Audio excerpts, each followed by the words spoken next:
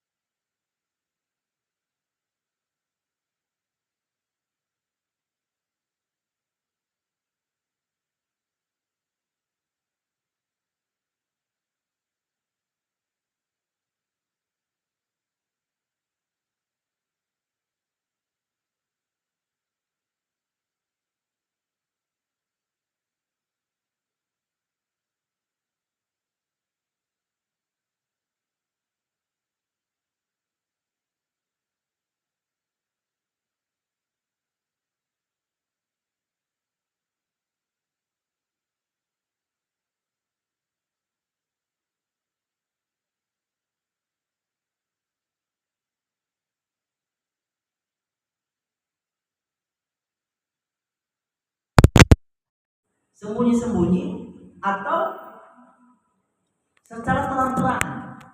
Kalau konsepnya ibadah, dua-duanya baik. Nah, menunjukkan ketakwaan kita kepada Allah Subhanahu wa taala dengan berterus terang, dengan terang-terangan melakukan kebaikan, Apakah itu benar? Misal sebuah bahasan, wa ayyuhuma afdal ayyakuna fis sir aw fil alaniyah. Ketika wujub taqwa Allah azza wa jalla haitsu ma kana al-insan liqauli ittaqilla haitsu ma kunta wa dzalika yaf'alu awamir wa janabi nawahihi sawa'un kana fil alaniyah aw fis sir. Bertakwa kepada Allah Subhanahu wa taala dimanapun kamu berada itu dengan yang pertama melakukan apa yang Allah perintahkan dan meninggalkan apa yang Allah larang, sama apakah secara sembunyi-sembunyi atau secara terang-terangan. Nah, dalam syariat kita jamaah rahimani wa rahimakumullah, tak ada batasan. Mana yang lebih afdol? Terang-terangan atau sembunyi-sembunyi? Dua-duanya afdol. Dua-duanya afdol. Nah, tapi karena disebutkan dimanapun kamu berada, maka tempat itu menjadi sebuah pertimbangan dalam beramal soleh. Mana yang lebih afdol? Misal, kemarin ada yang baru curhat, Ustaz, saya kerja di Kamboja, di sebuah pabrik. Di sini nggak diizinkan sholat, jadi saya sholat harus sembunyi-sembunyi. Nah, kalau dalam bab ini dia sudah tahu tempatnya harus sembunyi-sembunyi, karena kalau ketahuan sholat melanggar peraturan. Maka dalam konsep ini ibadah secara sembunyi-sembunyi lebih afdol ketimbang terang-terangan. Enggak usah diniatkan, Ustadz, kalau saya sholat terang-terangan itu berarti dakwah, Ustadz. Siapa yang mengikuti apa yang kulakukan maka pahalanya sama. Nah, itu benar, tapi dalam konsep ini kok dalam pantauan gitu. Peraturannya enggak boleh terang-terangan. Nah, dalam konsep hadisnya, man sanna fil islami sunnatan hasanatan falahu ajruha wa ajru man amila biha ila yaumil qiyamah. Siapa saja yang mensunnahkan atau mencontohkan satu perbuatan kebaikan dalam Islam, lalu kemudian ada orang yang mengikutinya, maka bagi dia pahala seperti apa yang dilakukan oleh orang itu sampai hari kiamat. Masya Allah Bapak Ibu, Masya Allah. Jadi salah satu niat untuk melakukan kebaikan biar orang ikut melakukan kebaikan itu bagian dari ketakwaan.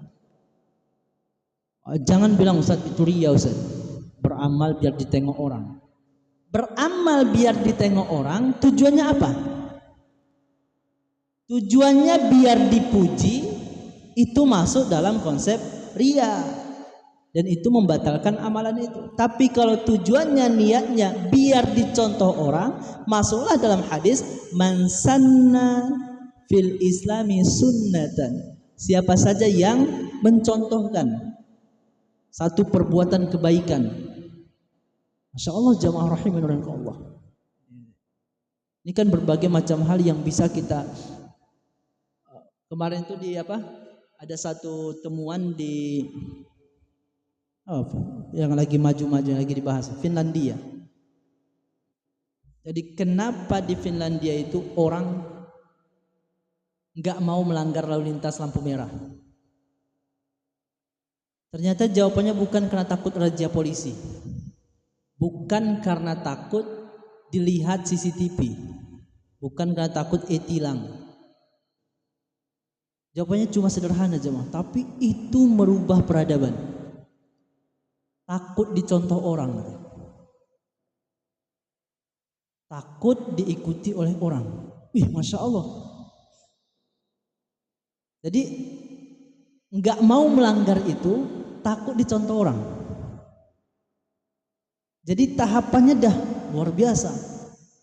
Kalau awak di Medan ini, asal pagi jamaah rahimahullah, awak yang buka jalan. Dari Jalan Pinje ke Medan, Masya Allah, sampai sekarang saya masih ingat jamaah, ketika Jalan Pinje itu dikasih batu batako di pinggir jalan apa itu Abdul Hamid itu rapi kali dulu. dan itu nggak berani orang yang mijak. Kalau nggak salah aku lah yang pertama itu ke situ dan ku tengok belakang banyak yang ikut, masya Allah itu. Dan sampai sekarang itu jadi jalan permak. Dan matiku, apa ini masuk dosa jariah atau gimana ini kan? Nanti kalau udah pagi sebelah kanan itu, udah dikuasai oleh teman-teman kita dari Binjai. Itu ada yang mengawalinya. Nah, ternyata kenapa mereka nggak mau melanggar? Takut dicontoh orang. Bagaimana dalam kebaikan? Nah, dalam kebaikan lakukan secara terang-terangan biar apa? Biar ditengok orang. Biar ditengok orang menjadi sebuah ketakwaan. Kenapa? Ditengok orang itu belum bisa dibahas itu ikhlas atau ria. Kapan itu termasuk ikhlas dan kapan termasuk dalam golongan ria? Setelah ditengok orang, tujuannya mau diapain? Mau diberikan apresiasi sama orang lain biar dipuji, nah ini bermasalah. Tapi diberikan apresiasi oleh orang lain dengan diikuti cara dia itu, masya Allah jamaah orang itu bagian dari ad-da'watu bil hal, dakwah dengan secara terang-terangan dengan perbuatan langsung, mencontohkan langsung. Itu yang dicontohkan oleh Rasulullah SAW. Jadi kalau kita kaji-kaji, kenapa ya Abu Bakar As-Siddiq ketika berinfak berjoran gitu, Utsman bin Affan ketika gas luar biasa, ketika gas ada yang melemparkan cincinnya di zaman Rasulullah SAW. Ya karena begitu gas, Rasul contohin duluan kan. Rasul duluan yang berinfak jor-joran itu. Ini gas yang ditunjuk awak kan. Itu mentang-mentang Ustaz Rahman banyak dalilnya itu kan. Itu datang ke situ. Sekarang masuk kitab gas yang dipimpin langsung oleh Ustaz Abdurrahman. Pening awak kan. Awak belum siap-siap infak ini kan. Mengeluarkan dalil aja enggak pernah ngimpakin. Enggak dicontoh orang lagi gitu kan. Nah, masya Allah jamaah rahimakumullah. Jadi mencontohkan kebaikan untuk biar ditengok oleh orang, biar diikuti, itu bagian dari ketakwaan dan itu ibadah yang secara terang-terang. Wa'adani i'lan. Jamaah rahimani wa rahimakumullah. Atau sir, atau secara sembunyi-sembunyi. Ada sebuah hadis dari Rasulullah sallallahu alaihi wasallam, rajulun tasaddaqa bi sadaqatin fa akhfaha hatta la ta'lamu shimaluhu ma tunfiqu yaminuhu. Ada sebuah pujian yang disampaikan oleh Rasulullah SAW kepada seorang pemuda yang berinfak, yang bersedekah dengan satu sedekah yang dia menyembunyikan sedekahnya itu. Saking tersembunyinya, sebuah kiasan dari Rasulullah, tangan kanannya yang bersedekah, tangan kirinya nggak tahu. Itu saking merahasiakan. Bukan berarti bapak ibu begitu sedekah tangannya diginikan ya biar nggak tahu. Nggak ke situ maknanya itu pengamalannya agak keliru itu. Oh, Ustaz, aku setiap sedekah tanganku sebelah kiri apa Ustaz? Biar nggak tahu dia. Ya tangan kiri nggak tahu tapi orang lain biar tengok orang kan sama aja itu kan. Tangan kirinya nggak tahu orang lain biar tengok orang. Jadi itu sebuah kiasan saking dia menyembunyikan ibadahnya. Nah, masya Allah jamaah rahimanallah, ternyata dalam syariat kita terang-terangan boleh, sembunyi-sembunyi juga boleh. Nanti kita bulan Ramadan, orang suka bersedekah terang-terangan, masya Allah. Tapi saking terang-terangannya, sedekahnya semua sama, bukaan puasa. Biar apa? Biar diikuti oleh orang lain. Luar biasa, saking diikuti oleh orang lain, belanjanya sama. Risol 1001. Pokoknya begitu ke masjid, jangankan untuk bukaan Bapak Ibu. Pas makan sahur risolnya masih ada gitu kan. Saking luar biasanya dakwah terang-terangannya. Nah, ini mulai kita pola lah. Bapak Ibu nanti nerima apa? Terima bukaan puasa, jangan terima semua. Bapak kalau mau berinfak sini duitnya bilang, biar kami beli. Biar kami beli risol yang 3001 begitu dimakan kenyang semua. Memang 2003 gitu ya. Itu kan ya yang dicontohkan oleh Rasulullah ketika buka puasa dengan satu kurma dan satu gelas air jam-jam cukup katanya kan. Ya Jangan paksakan kalimat itu dengan kurma yang ditanam di Banda Aceh. Pakai air jam-jam yang dijual di pajak ikan. Jadi masalah nanti buka puasanya kan. Ini kualitas kurmanya seperti apa, kualitas air jam-jam seperti apa. Ada kemarin jamaah rahimahullah, orang contohkan, dia nggak mau sedekah ke masjid secara cash, tapi dia bilang minta nomor PDAM. Nah, setiap akhir bulan dia sedekahnya adalah membayar PDAM masjid itu. Mati awak. Ini sebuah strategi dalam beramal saleh, dalam bertakwa kepada Allah Subhanahu wa taala tanpa harus jor-joran tapi bermanfaat gitu. Kan keren sekali yang dia contohkan dan diikuti. Nah, itu dalam perbuatan kebaikan. Nah, permasalahannya dalam perbuatan keburukan, meninggalkan perbuatan buruk. Di takwa itu bukan hanya beramal saleh, tapi meninggalkan keburukan itu juga takwa. Haitsuma kunta, dimanapun kamu berada. Ingat kalimat dimanapun kamu berada. Pertama, yuk cari wasilahnya dulu. Ibtaghul wasilah.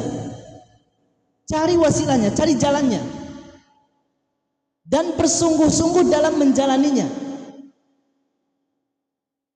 Jangan cari wasilah modelnya aku pengen bertakwa kepada Allah Subhanahu wa taala dimanapun saya berada, Ustaz. Tapi saya coba berkunjung ke sebuah tempat yang secara umum tempat itu memang tempat maksiat.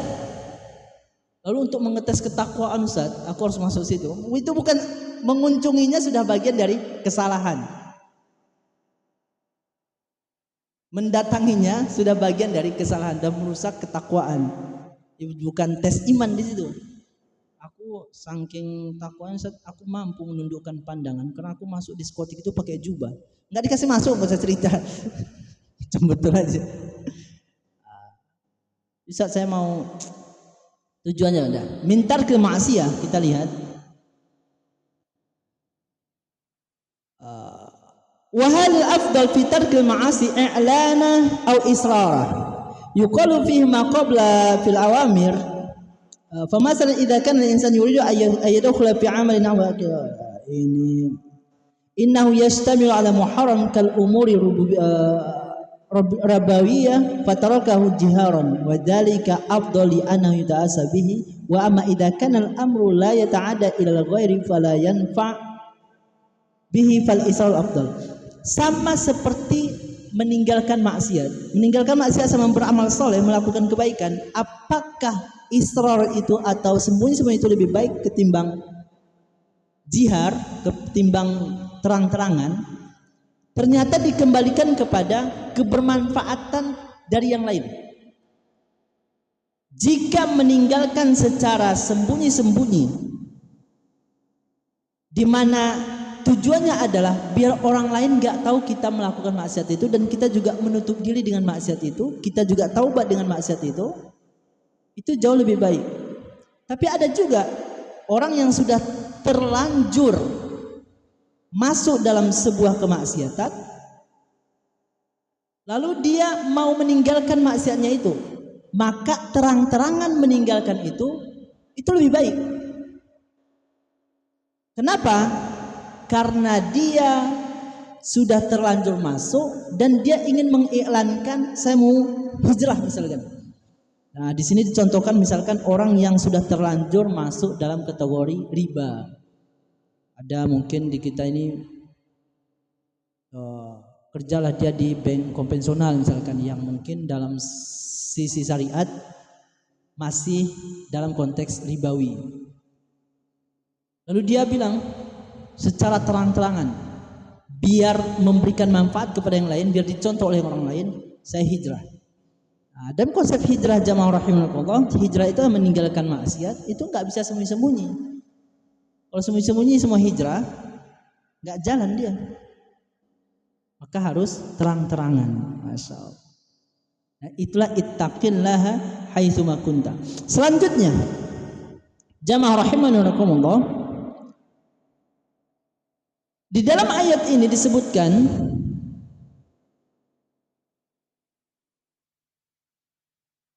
ittaqillaha haitsu ma kunta hal yashmul fi'lul awamir fi amakin ghairi la'iqah kal marahid matalan. Bagaimana memahami bertakwalah kamu kepada Allah di tempat-tempat yang secara umum itu bukan tempat untuk melakukan kebaikan. Misalkan Ustaz cemana mengamalkan kalimat ittaqillaha haitsu ma kunta di kamar mandi. Nah, cemana itu maksudnya itu? Ini kan kalimatnya dimanapun kamu berada. Cemana kamu mengamalkan bertakwalah kamu kepada Allah di kamar mandi. Maka jawabannya adalah fal jawab la taf'alul awamir fi hadhil amakin walakin anwi biqalbika annaka muti'un lillahi azza wa jalla mumtathil li amrihi mustanib linahi. Ketika kita masuk ke tempat itu bukan untuk melakukan kebaikan, tapi niatkan dalam hati masuk situ untuk melakukan kebaikan yang dicontohkan oleh Rasulullah dan meninggalkan keburukan yang dilarang oleh Rasulullah. Itu bagian dari ketakwaan. Jadi di dalam kamar mandi ada nggak takwa? Ternyata ada. Ketika kita masuk kamar mandi dengan niat membersihkan diri, membuat diri plong, kemudian juga tidak melakukan hal-hal yang tak benar di kamar mandi, itu bagian dari ketakwaan. Masya Allah, ternyata haitsu ma kunta, dimanapun kamu berada, bisa dilaksanakan dimanapun, bahkan di tempat seperti kamar mandi pun bisa.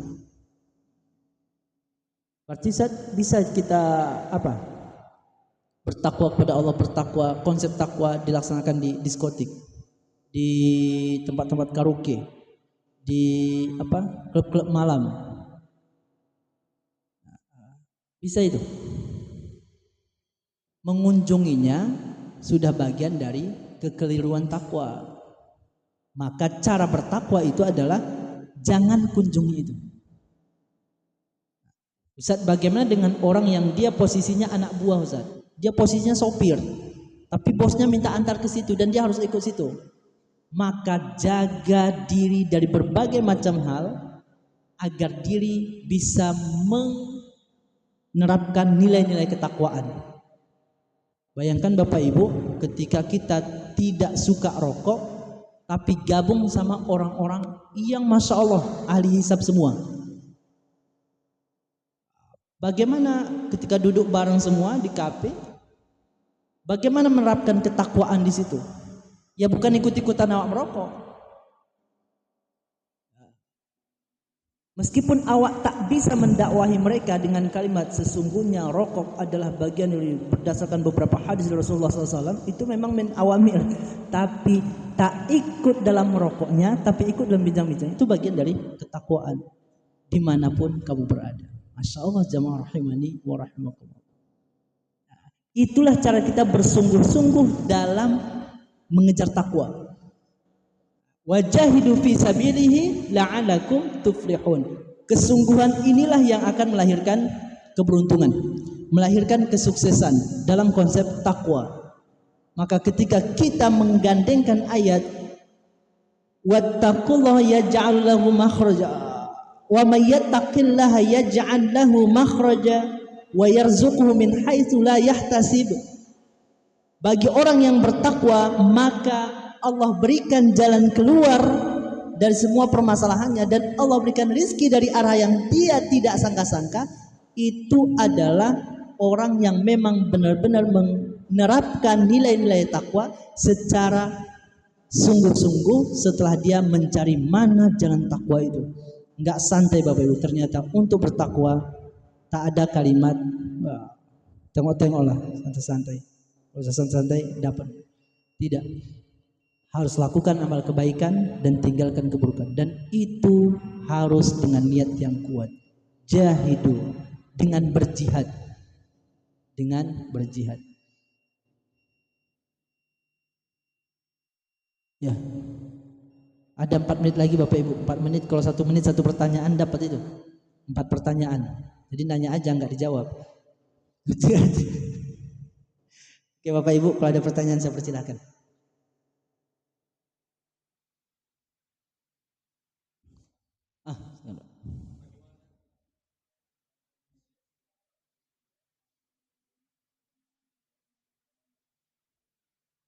Iya, bagaimana dengan perbuatan yang sia-sia?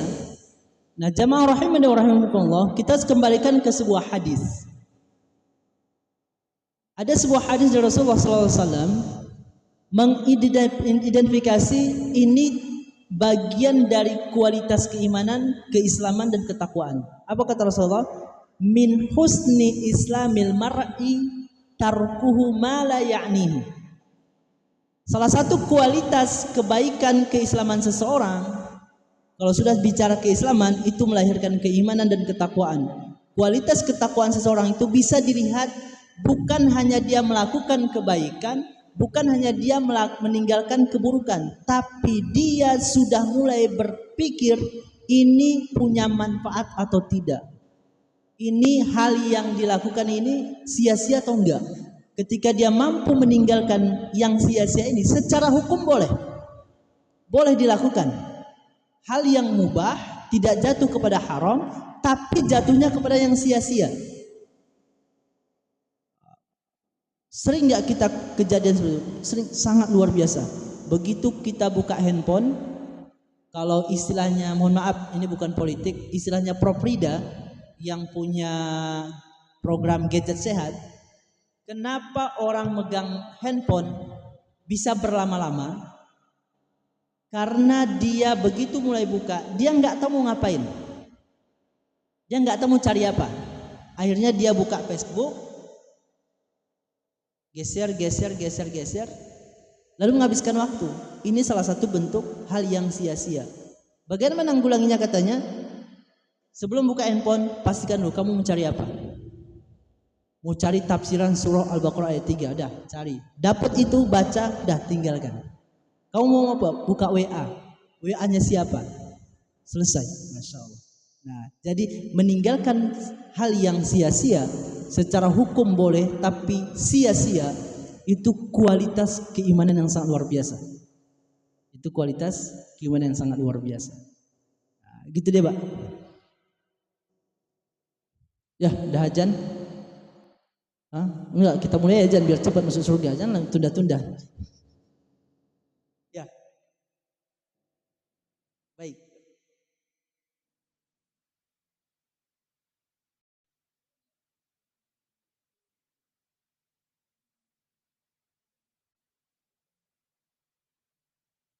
Baik, jamaah rahimakumullah, ketika kita melihat orang meninggal, silahkan doakan dengan kebaikan, silahkan apresiasi, silahkan ucapkan hal yang baik. Salah satunya itu, bagus ya meninggalnya ya. Mudah-mudahan husnul khotimah di malam Jumat, karena Jumat itu adalah hari yang baik.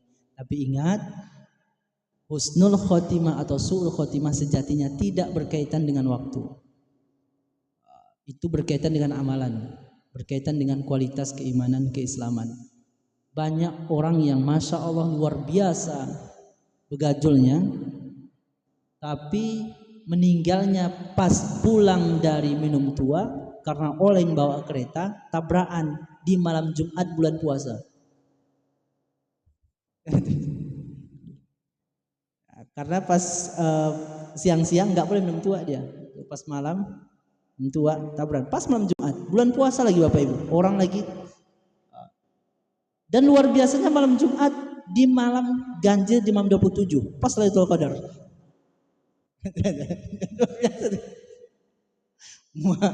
Tidak ada kaitannya antara hari dengan kebaikan. Nah, tapi kita tetap kalau meninggal mudah-mudahan dengan hari yang baik ini dia husnul khotimah. Apalagi orang-orang yang kita lihat ke masjid. Begitu juga dengan ini kok sering ke masjid ya, sholat luar biasa, tapi ya Allah kok meninggalnya pas tanggal 25 Desember ya. Gak ada kaitannya jamaah orang yang kenapa rupanya? Mentang-mentang itu hari apa? Kan kenapa? Gak enak pas 1 tahunnya Ustaz. Orang lagi apa? Dia 1 tahunnya. Gak ada kaitannya. Jadi ingat itu tidak berkaitan antara hari. Tapi mudah-mudahan hari baik itu mengiringi kebaikan yang kita lakukan. Itu ya Pak ya. Baik. keyakinan itu benar. Di mana-mana itu. Masya Allah jamaah rahimahullah. Bahkan keyakinan itu melahirkan sebuah hal ini bebas azab kubur. Ada keyakinan seperti itu. Bebas azab kubur. Ingat kembali bahwa semua itu azabul kubur atau fitnatul kubur atau ni'matul kubur itu tidak berkaitan dengan hari. Itu hanya berkaitan dengan husnul khotimah atau su'ul khotimah. Dan husnul khotimah itu berkaitan dengan dia meninggal di saat apa? Su'ul khotimah dia meninggal di saat apa? Maksud saya lagi ngapain? Kalau dia sedang meminta ke kuburan karena di malam Jumat katanya malam yang baik untuk ziarah kubur, lalu dia sedang meminta benar-benar Masya Allah kepada kuburan itu, apakah dikatakan itu bagian dari kebaikan? Nah itu dia melakukan sebuah kesyirikan, kan lebih berbahaya lagi. Dan ziarah kubur itu malam Jumat. Bahkan saya diajak ziarah kubur jam 3 subuh. Matiku mak, untung bukan kuburan Kampung Lalang. Kampung Lalang kan kasih juga kan 3 subuh. Kuburannya banyak yang ziarahi. Itu kan luar biasa jamaah. Jadi keyakinan di masyarakat Masya Allah itu harus benar-benar diluruskan. Tapi kita berdoa tetap mudah-mudahan dengan baiknya hari itu mengiringi kebaikan dia. Dan teman-teman semua jamaah, seburuk apapun kelakuannya, seluar biasa apapun bentuk dia meninggal, kita tak boleh mengklaim itu husnul khotimah atau su'ul khotimah. Meskipun kita sudah baca kalau orang-orang seperti ini meninggalnya ini mati konyol ini. Lalu kejadian depan awak, jangan sama sekali klaim oh itu enggak. Apakah orang yang mati meninggal di masjid dalam keadaan bersujud itu husnul khotimah? Hah? Wah belum tentu jamaah itu. Karena husnul khotimah dan su'ul khotimah itu perkara akhir dari kehidupan. Dan akhir itu tak ada yang bisa melihat. Tak ada yang bisa melihat. Masya Allah. Ketika orang mengucapkan la ilaha illallah, lalu terdiam dia, tiba-tiba meninggal. Apakah itu husnul khotimah? Secara hadis itu husnul khotimah, mudah-mudahan. Namun apakah kita tahu bagaimana perjuangan dia menghadapi sakaratul maut itu sehingga setelah la ilaha illallah ada dalam hatinya satu hal yang lain? Kan nggak ngerti lagi kita. Tapi tetap kita berhusnuzon, mudah-mudahan dia husnul khotimah. Itu doa kita. Siapapun dia, termasuk kemarin di 12.30 ada kejadian geng motor, korban satu kan. Nah, boleh nggak kita doakan dia husnul khotimah? Hah? Jangan, dia Kristen. Mudah Kristen. Demikian banyak. Mudah-mudahan bermanfaat. Wabillahi taufiq wal hidayah. Wassalamualaikum warahmatullahi wabarakatuh.